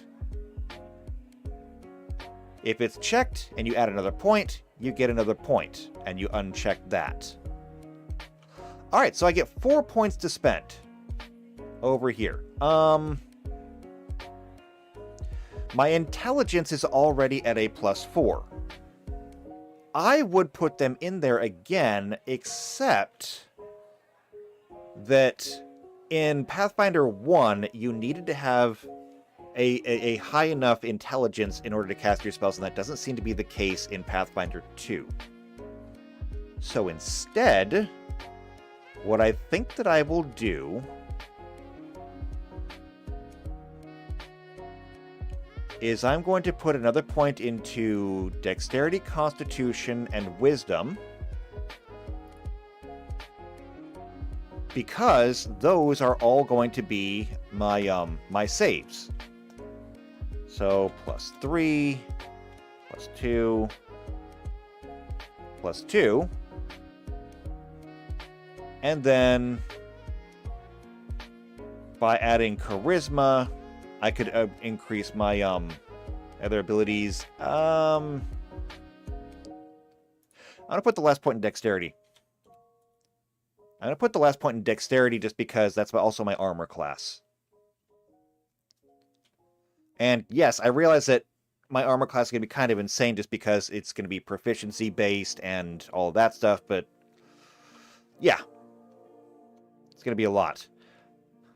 Let's see. PC says, Necromancy has the brother lore built in. We have to avenge my brother. Ranger, you have my bow. Dwarf, you have my axe. Necromancer, you have your brother.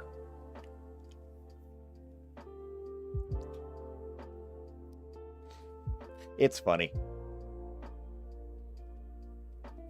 I'm not saying that necromancers can't be cool characters, just I was never really into them. Like, there are 2 primary ways to play necromancer. One of them is to be a death necromancer, which is that you basically walk around and just kill things. Then there's the undeath necromancer, which is all about creating the undead, raising and controlling them. However, one of the things that I like to point out is that your character still has to make a living. Like, what good is being a necromancer if you starve to death? So how exactly does a necromancer make a living? Well, obviously, if you're an adventurer, you can go around looking for places where there's, like, necromancer uprisings, the Walking Dead, stuff like that. However, one of the things I like to point out to people is that necromancers are experts on death. Which means that most necromancers should also probably have culture training. They should know the death customs of every race and every society. They should probably have medical training. A necromancer doctor? It's not as crazy as it sounds. Because a necromancer should know all the aspects of the body and how it is afflicted. Especially if they wanted to kill things, they would also be able to stop things from getting killed. And so if you wanted to play a necromancer, you could play as a wandering, basically funeral director, who knows every single funeral rite no matter where you go, or a wandering medicine person. Neither of which terribly appealed to me. But they are roleplay options for necromancers.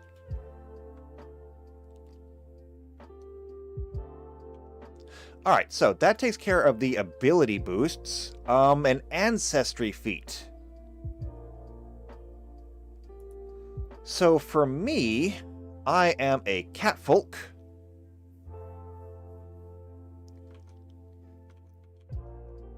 And PC says, make a necromancer bard. Makes a living as a Michael Jackson tribute band. Showstopper at the end when you do Thriller with the former townsfolk. Oh my god. I want to do that character now. Is that Michael Jackson? No, his name is Murray. He's Murray Jackson. Totally distinct.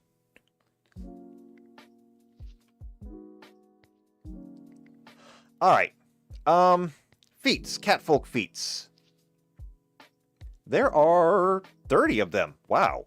That's a lot.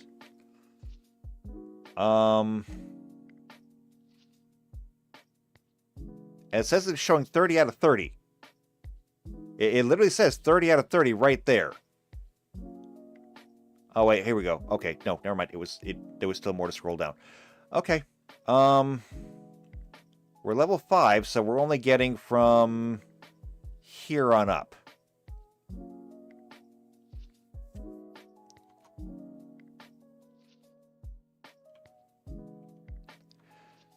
Alright, so I get to have one ancestry feat. Let's see what we got. We'll start at the bottom and work our way up. First off is well-groomed. You are fastidious about keeping clean. What does that gain, though? A +2 circumstance bonus to saving throws against disease. If you roll a success in a saving throw against disease, you get a critical success instead.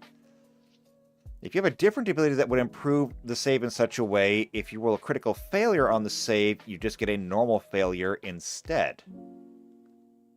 Cool. Springing Leaper, expert in athletics. I'm not. Pride Hunter. You avoid the attention of creatures focused on your allies.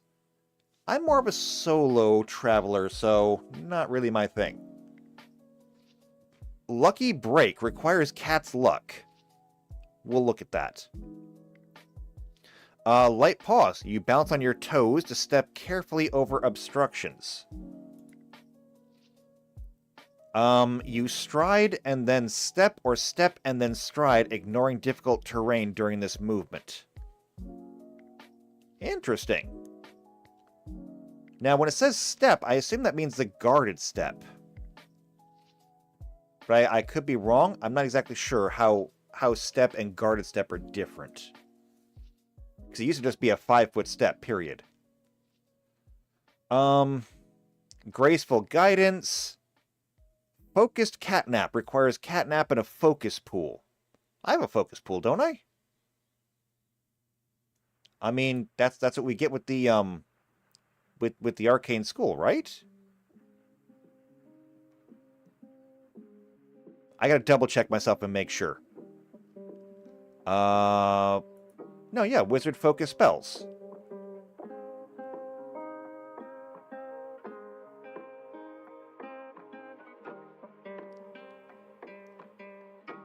Oh, yeah.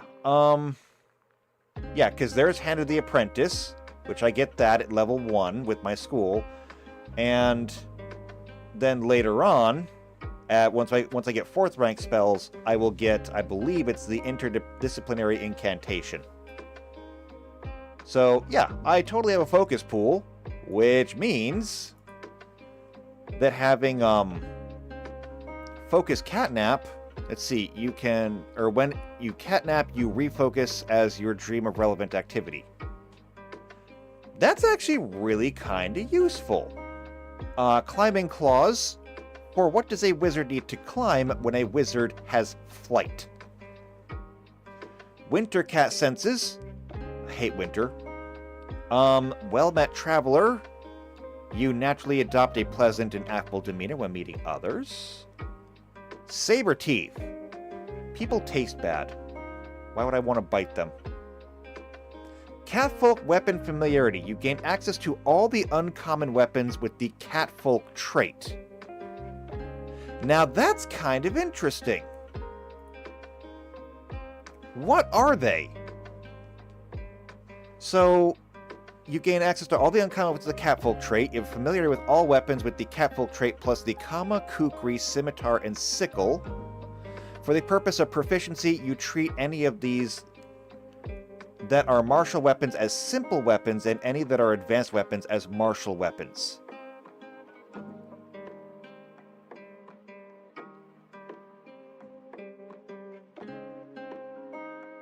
So, it says any weapons with the Catfolk trait plus the Kama, Kukri, Scimitar, and Sickle, but that still doesn't tell me which ones have the Catfolk trait. That one doesn't, that one doesn't, that one doesn't, and that one doesn't.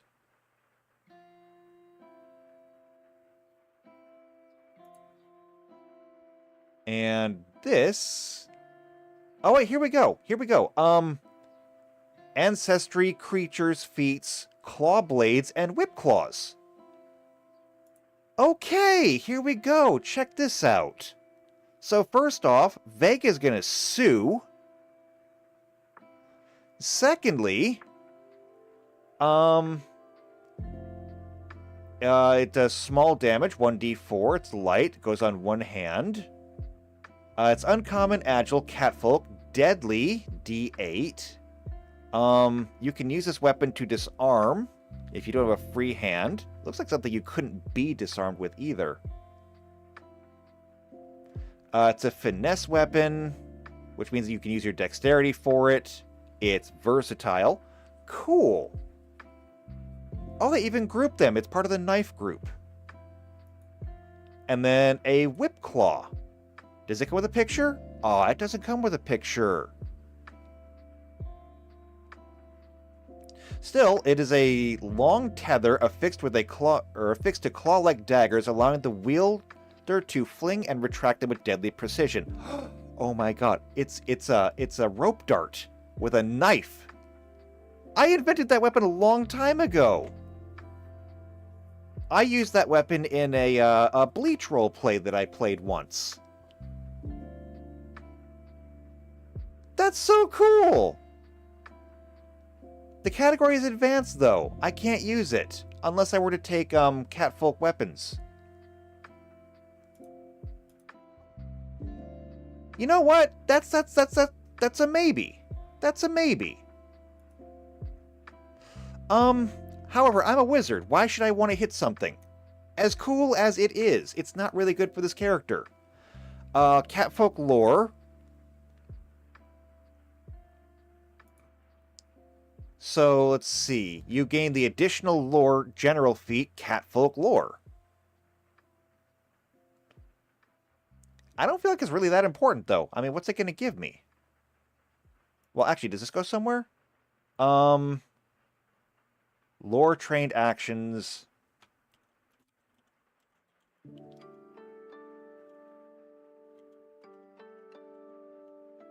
Okay, Catfolk is not even in here.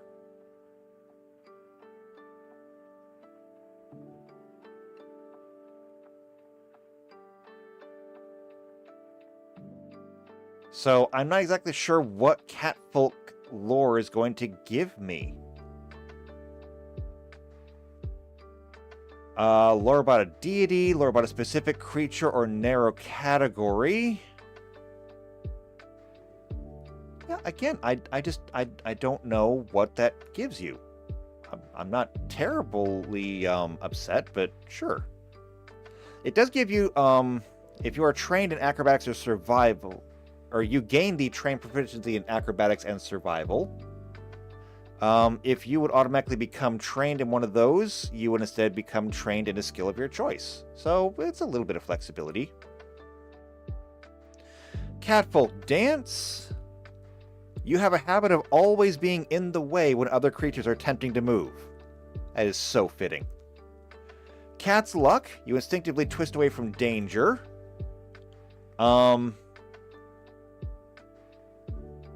Reroll a triggering saving throw and use the better result.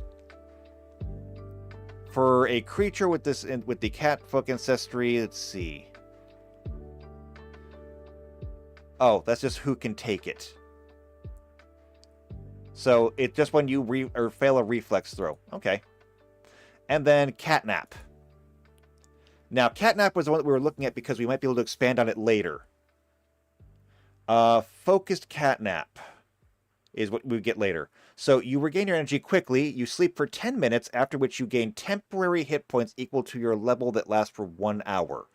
That on its own is not exactly great.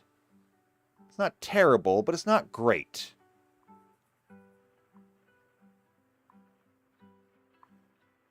Focus catnap is much better, since it gives you focus points back. But you still need 10 minutes to rest. However, taking a 10-minute rest to regain stamina points is a thing anyway. I'm sure that catnap could be part of your short rest.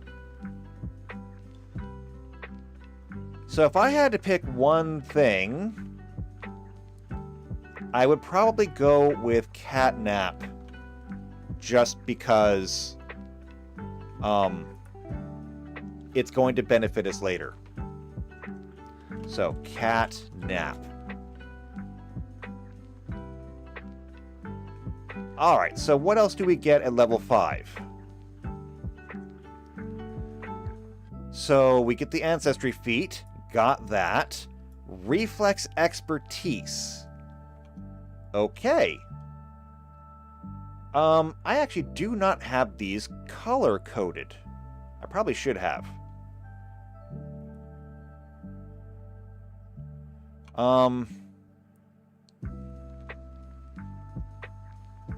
Okay, so let's go through and color code these, because this is really important actually. So for the wizard, trained in fortitude, trained in reflex, expert in will. And so coming down here, trained is orange, expert is yellow.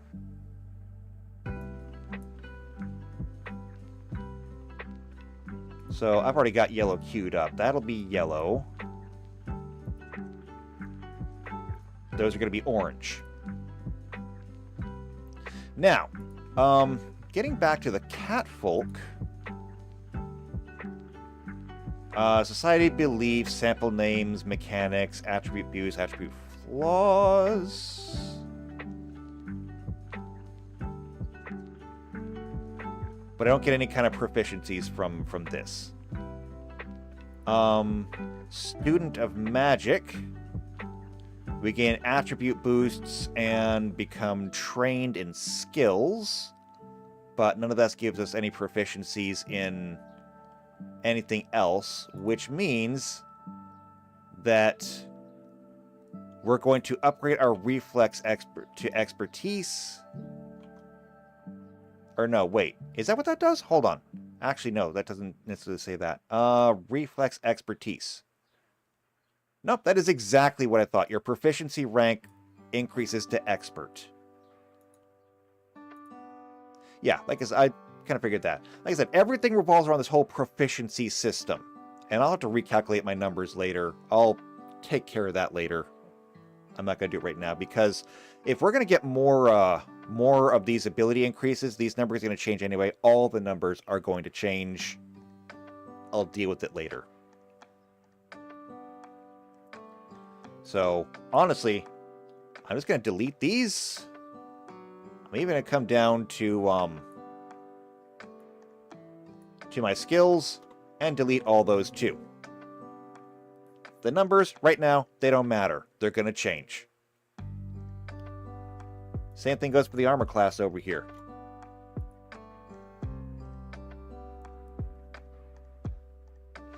Okay. So, that was the reflex expertise. What else do we get at level 5? Skill increase. Which, not the first time we've gotten that. That's just going to give us 1 extra. Yeah, skill feats, skill increase. So just increase 1 or increase proficiency and rank of 1 skill that you're already trained into expert. So again, we come down to these and say, what else would we like to do? And we can only increase 1 to expert, so we're turning an orange to a yellow. And frankly,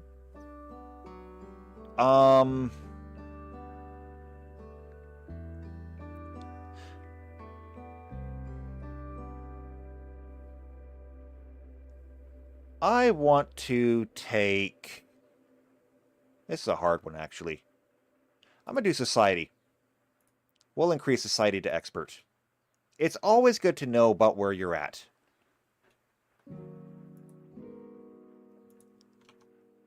Alright. In that case, we can go back to the grid, and level 6 is another skill feat and a wizard feat. The skill feat at level 6... We do have untrained improvisation here as a fallback in case we don't find something that we want. So, skill feats.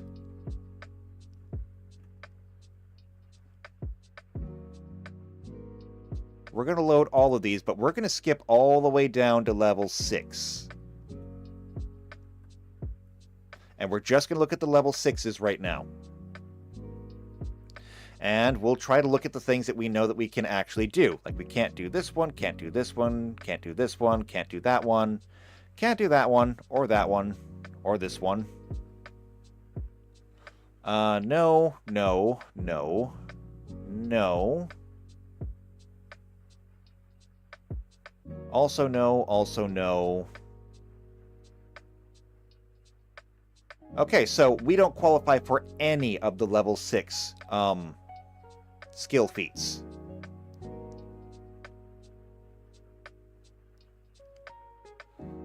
So level 5, there's just cutting flattery. We don't qualify for that one either.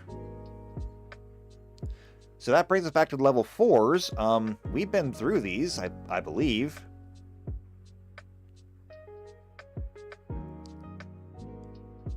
But I don't think that we really qualify for any of these either.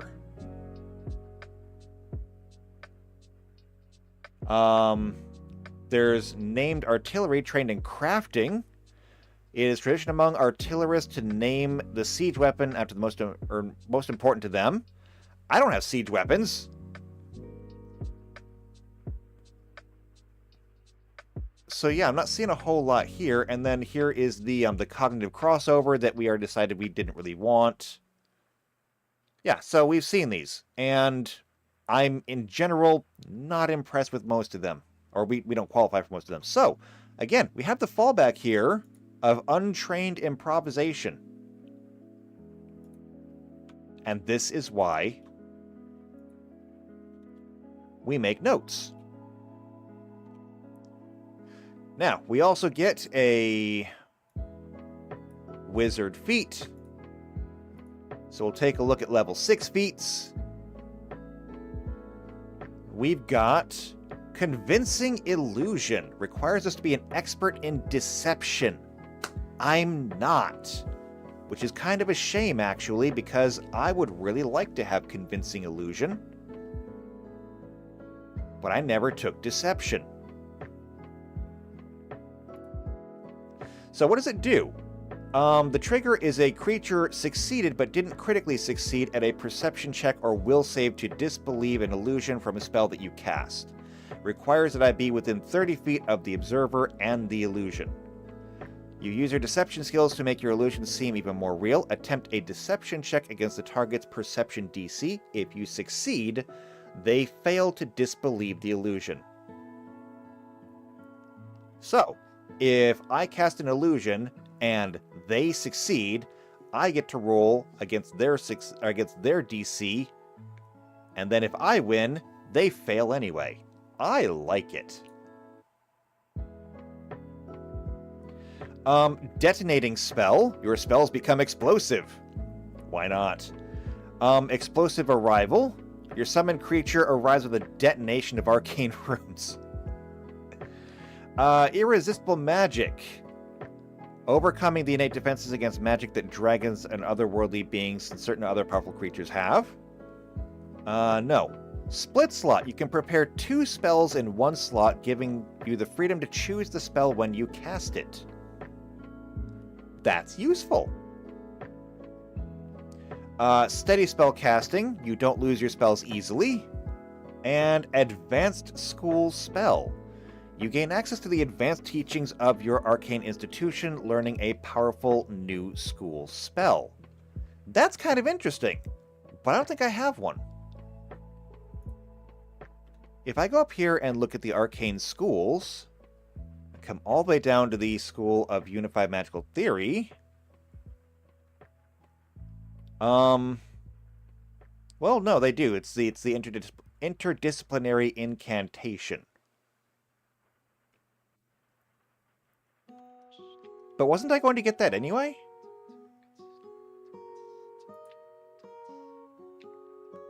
I thought that I would. Let's see. At level 7, 4th rank spells, Expert Spellcaster, General Feat skill increase.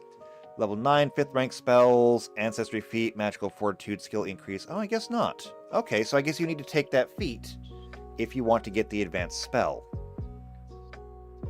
Interesting. Did I want it? What does it do?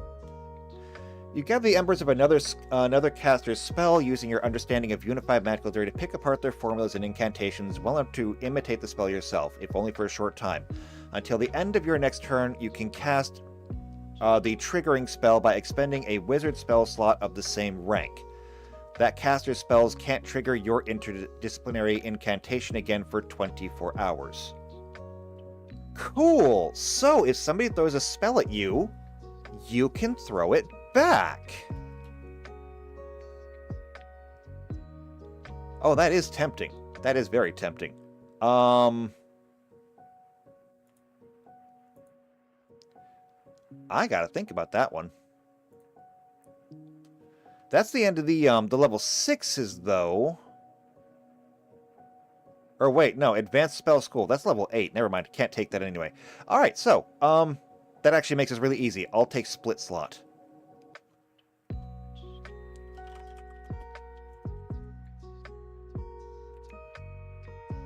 Alright, and that takes me up to level 7, which means that I am halfway through getting all these feats and stuff done. They're going to come faster the more we get familiar with them. Again, it takes a really, really long time to learn all of these feats and abilities and everything else. Once you've gone through them enough times and you start to remember the ones that keep showing up over and over again, it gets a lot faster. However, for now, I'm kind of out of time for today, so I'm going to go ahead and I'm going to take a break here. As much as I would really like to keep going, and believe me, I would like to keep going here. This is tremendously fun, and I want to see what new stuff there is. But, alas, good things come to those who wait, right? So, we'll take a break. When we come back next time, it's going to be level 7 through 12. Getting those done next. Should go quicker. And once we have all of those class features done, then we can start looking into actual spells. And actual spells are going to be a lot like feats. They're going to take a really long time, just because I'm unfamiliar with them and I do not necessarily know what they do at a glance.